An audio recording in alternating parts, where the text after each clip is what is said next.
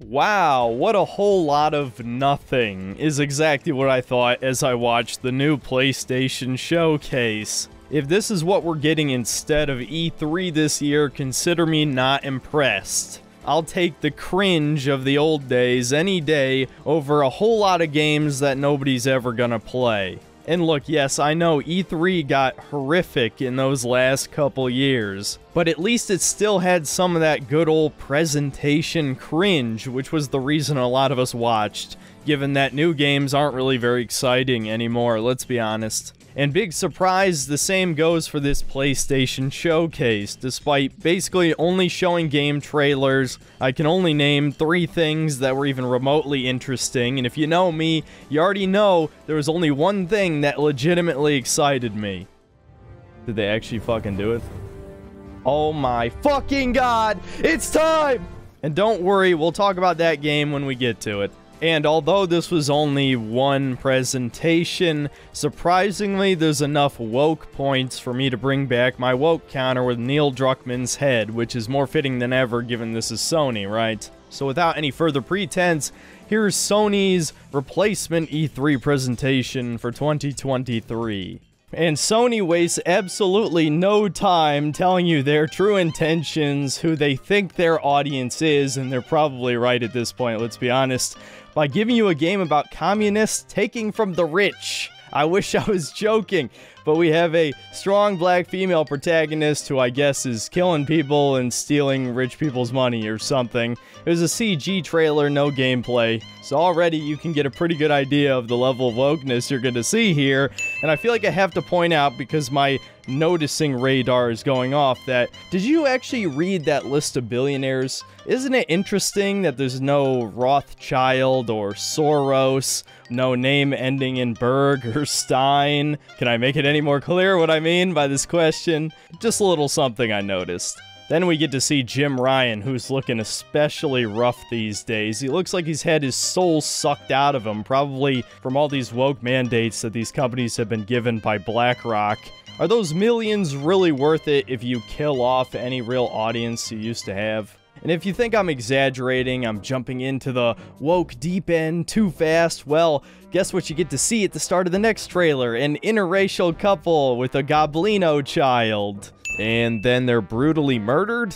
Now, you might say that cancels out the woke factor, but this is supposed to be a propaganda ad, Starship Troopers style, to get you to become a helldiver. I never played the first one. This is the sequel. I really don't care to do like a co-op horde shooter type of thing if that's what this is supposed to be, just shooting mindless bugs. At least with Aliens Fireteam, you're actually shooting an iconic monster from film. This is just really generic, over-designed crap that you're gonna forget about in a week. Then for the next game, we actually get an EA original IP single-player game, a FPS where you shoot magic instead of guns, and it actually features a possibly white male protagonist. That was kind of shocking, though I gotta say the gameplay's looking pretty mid, as the Zoomers say. But if you thought there would be no wokeness in this trailer, you were mistaken, as there is a new Abby Armstrong. Oh, Jesus! How many fucking Abbies are there? Is there magic steroids? How many developers played Last of Us 2 and were like, yes, we're putting a roided out woman in our game, it's done. I wouldn't be surprised if you get a boosted ESG score just for making a woman stronger than a man in a modern game. And while this has nothing to do with wokeness, this is yet another modern game that has botched human faces from the lazy face scan technology. The next trailer was for Ghost Runner 2, which actually looked pretty solid. I never got around to playing the first one, but heard it was pretty good. Maybe I'll give this one a shot. The next trailer was one of the few actually good ones of the showcase for Phantom Blade Zero, which looked somewhere between a Sekiro-like and a proper Ninja Gaiden hack and slash. It had very over-the-top stylistic gameplay, but it was hard to tell how automated the animations actually would be in gameplay, so this is the type of thing that I probably would have to try out hands-on to know if it was actually good, but it definitely looked good. So I have no complaints really about that one. I look forward to giving it a try. Next up is the spiritual successor to Journey, Sword of the Sea, and it definitely looked like Journey. I don't really have much to say about it. I did enjoy Journey back when I played it when it came out.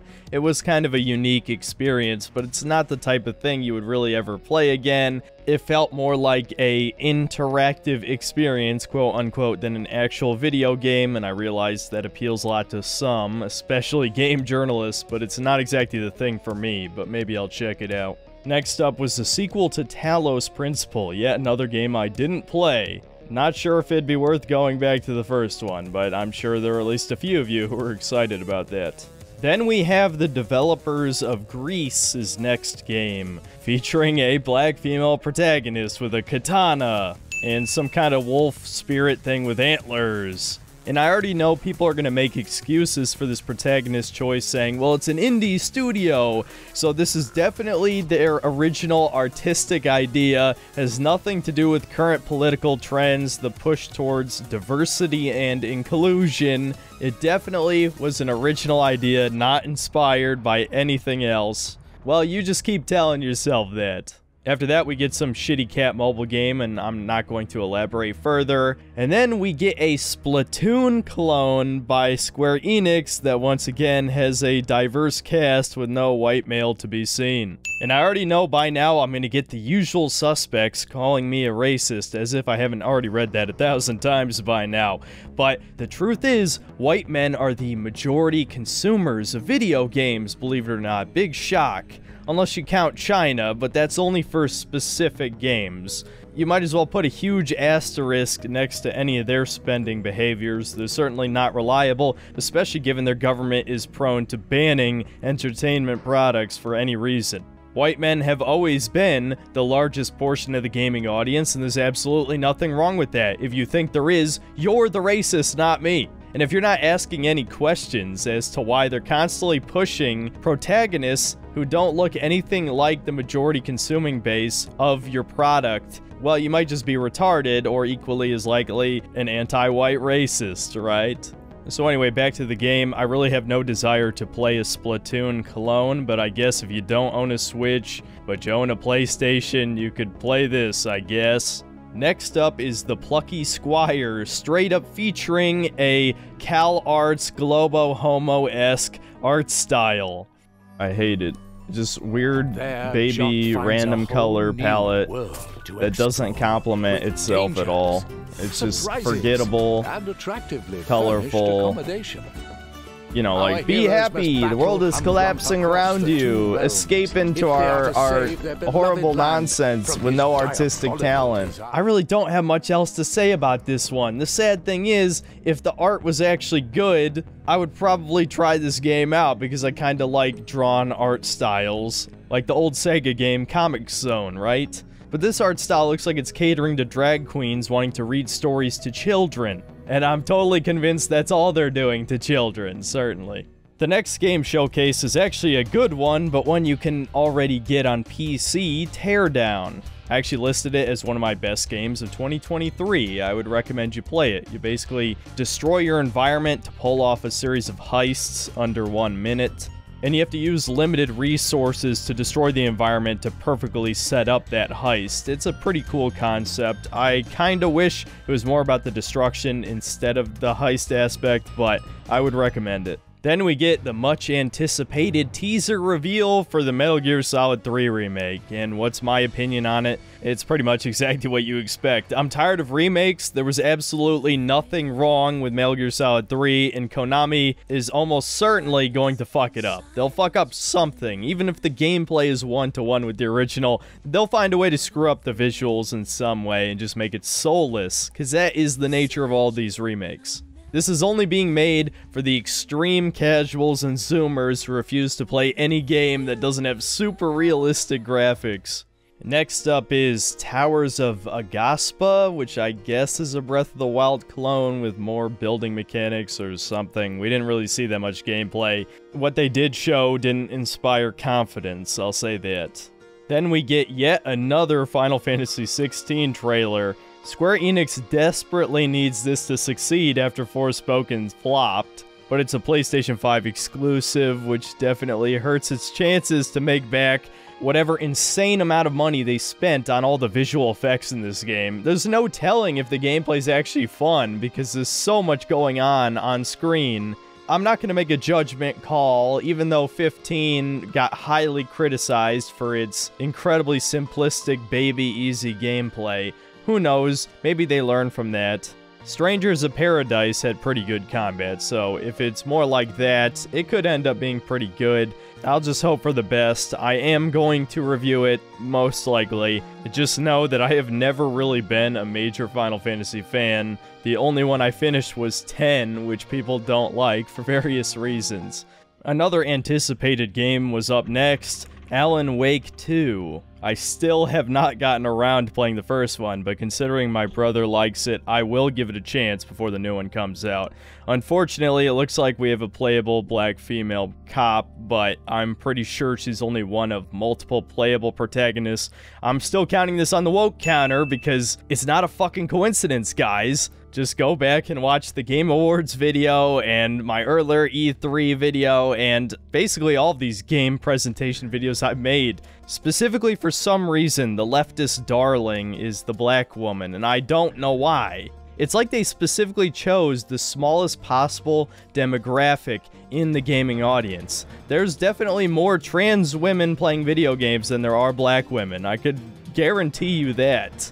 Is it a form of demoralization? Is it normalization? Is it a humiliation ritual for white men? Or is it all of the above? Who knows, but I'm sure they got their BlackRock check for that one. I just hope the game is good for everyone's sake. I'm not even a fan, but I don't want beloved franchises to die again because Alan Wake was already fucking dead for over a decade. But look what they keep doing. It's like they want the consumer not to purchase their game, or really more likely, they just want us all to be a giant hive mind that has exactly the same ideals and ethics that are determined by the government and corporations, and vote blue no matter who, guys. It's better than the orange man. But enough about my schizo ramblings. As for the actual trailer itself, for some reason Alan Wake looks like John Wick now, which I have to imagine is intentional. Sam Lake, the face of Max Payne, is in the trailer as the other cop, which is kind of cool, and the tiny bit of gameplay they showed looks like it's trying to be in the nature of the original, from what I've seen, so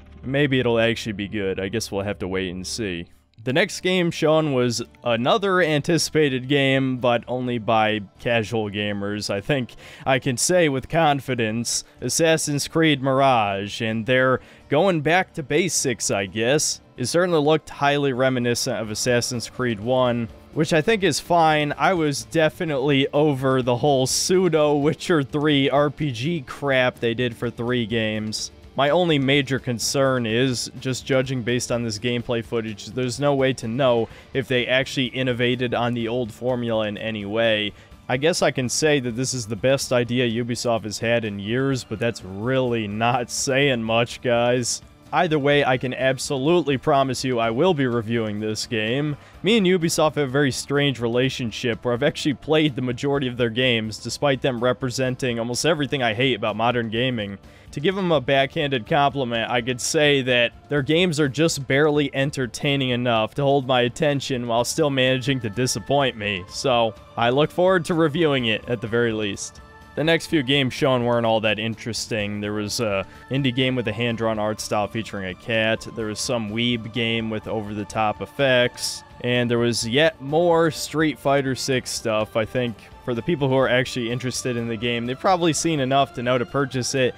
And I've never been a huge fan of fighting games, so I really don't have much to say other than Marisa is probably the worst example of Abby syndrome I've ever seen. Holy shit. And thankfully they didn't show too much of her during this trailer. Next up was some Metroidvania with a psychedelic art style, and then there was some other weeb action RPG game that at least you got to see a little bit of titties, I guess, which is surprising for PlayStation, but they got to get that Chinese audience, you know. And then finally, we get to see some Dragon's Dogma 2 gameplay. And you want to know what the biggest complaint I've seen for this is? It looks exactly the same as Dragon's Dogma 1, which is the best possible complaint I could have heard. Because that's exactly what I wanted. I wanted more of the same that was just as fun as the original. Now, this is just vertical slice gameplay, and the monsters they showed were mostly ones from the first game, but there were a couple new cool ones in there. A Gorgon and a Sphinx, which I'm sure are fun to fight if it's anything like the first game. And for those of you who are constantly asking me every stream, like, oh, are you excited for this game? Are you excited for this game? This is the only game I am excited for. The only one. And if it disappoints me, I will never, and I mean never, get excited for a video game release ever again. Mark my words. And for those of you who haven't played Dragon's Dogma and never watched any of my streams of it, which I streamed it 10 times, so if you watch the streams, you've probably seen me play it. This is a great game. It will get a retrospective review. I love it. It's one of my favorite games of all time. It's also extremely flawed, and I mean extremely flawed, which is a part of the reason why I'm excited for the sequel, because if it gets a proper AAA budget, they might actually get to make an interesting open world and maybe balance out some of the stupid broken mechanics while still maintaining the super fun gameplay, which is the only reason why anybody ever played it. The very short version is, it's an action RPG that combines Monster Hunter gameplay with Shadows of the Colossus. You fight big monsters, climb on them, stab them in the face, and it's just a great power fantasy game. You become insanely overpowered after a certain point, and all the classes are fun to play except Mage. Even if Warrior got the short end of the stick, I can't deny that it's still one of the most fun ones to play as. I would definitely recommend it to anybody, but if you do end up playing it, play as a Strider, trust me. And then once you get bored of that, just swap to one of the other classes. I guarantee you'll have a good time. Just don't waste too much time in the open world. Just do the main quest, and then after you defeat Grigori, the game becomes much more interesting. There's a lot more enemy types, and then you're ready for Bitter Black Isle, which is where the real challenge of the game comes in. And I now realize I've derailed this video again, so let's get back to the showcase. The next section is all about PSVR 2, which I almost purchased at the beginning of this year, and now I'm thankful I didn't. I can't say anything here actually sold me on the device, even though it would be kind of cool to play Resident Evil 4 Remake in VR. That was really the only game that I know is good since I already played it, but maybe that Crossfire Sierra Squad could be fun. Then the next major reveal was for the Marathon remake or reboot by Bungie. I never played Marathon, so honestly I don't care that much, especially since modern Bungie is nothing like the Bungie that made Halo, guys. This is another rare situation where honestly you really could just name any big developer from 10 to 20 years ago, has completely new people working for them. None of the talent that made those great games still works for those companies. And if you don't believe me, you could just look at the numerous, and I mean numerous, complaints about Destiny 2 over the years to know that Bungie is not a trustworthy developer anymore. And speaking of Destiny, there's a showcase for yet another expansion right after this. Then there was a teaser for some space game, then yet another Gran Turismo right afterward. Then Jim Ryan comes out and reveals Sony's answer to the Nintendo Switch? Except not really, as I actually listened back to the presentation, and it's just remote play over Wi-Fi. The games actually have to be installed on your PS5. It's just a screen like the Wii U, actually. It's more similar to the Wii U than the Switch. So I guess if you have to take a shit, you can just keep playing whatever game you're just playing. Are you serious? This is literally just a controller with a screen with Wi-Fi capability. That's what they're selling to you. Then Sony shows off some PlayStation-themed earbuds. What's the difference between those and just normal Sony earbuds? Really? And then finally, to close out the show, we get an extended showcase of Spider-Man 2. And yeah, I mean, the game looks fine. I honestly don't really have too much to complain about. I figure this is probably the beginning of the game, given how powerful Peter is with the black suit, and he probably is going to lose it at some point, and then obviously it latches on to Eddie Brock, and he becomes Venom, you know. Either that, or they're going to subvert our expectations, and Miles Morales is going to become the main character. That would be really horrible, but I think they're going to play it safe, and you're going to have your in-game Metroidvania moment where your powers are taken away fairly early on, at least those late-game abilities we see here. Who knows? I'm willing to be proven wrong on that. It just strikes me as a very cinematic, over-the-top opening to all of these AAA Sony games that they usually do. I've always been a fan of Insomniac. I know they've been slipping in recent years. Ratchet & Clank Rift Apart was nothing special, certainly not a system seller for the PS5.